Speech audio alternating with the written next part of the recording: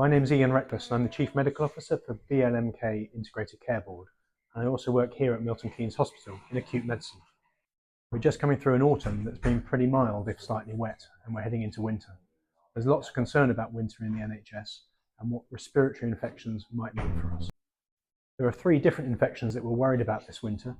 There's COVID, there's influenza, and there's a virus you probably haven't heard of called RSV, or respiratory syncytial virus.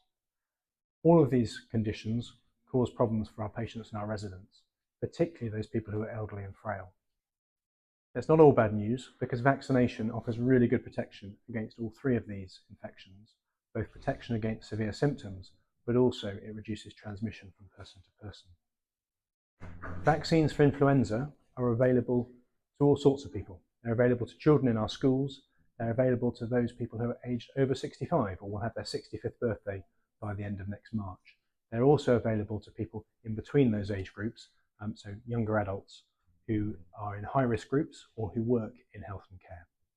In order to get a vaccination, there are various ways to do this, but the NHS app is probably the easiest way to find out where vaccines are available and to book one.